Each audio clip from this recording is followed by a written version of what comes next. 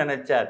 யாருடைய சிந்தையில் வேல் நிற்கிறதோ அவர்களுடைய எண்ணம் முழுக்க முருகனுடைய திருவடியில் பதியும். யாருடைய எண்ணம் முழுக்க முருகனுடைய திருவடியில் பதிகிறதோ அவர்களுடைய வாழ்க்கை மாறும்.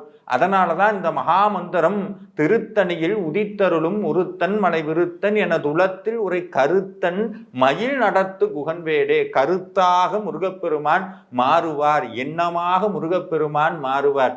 முருகனுடைய எண்ணத்திற்கு தகுந்தது போல மாறும் அப்படிங்கிறது தான் இந்த மகாமந்திரம் சொல்லுகிறது. இந்த மகாமந்திரத்தை யாரெல்லாம் பாராயணம் செய்கிறார்களோ அவர்களுடைய உள்ளத்தில் வேல் வரும். அது மட்டுமல்ல, தொடர்ந்து பாராயணம் செய்யக்கூடிய அடியவர்களுடைய இல்லத்திலும் வேல் வரும். உள்ளத்திலும் இல்லத்திலும் வேல் இருக்க வாழ்க்கையில் ஒரு குறையும் வராது. வாழ்க்கையில் எந்த விதமான தடங்கல்கள் கவலைகள் எது இருந்தாலும் இந்த வேல் மாறல் மகாமந்திரம் மாற்றி அமைக்கிறது அப்படிங்கிறது இன்றளவும் நடக்கக்கூடிய சத்தியமான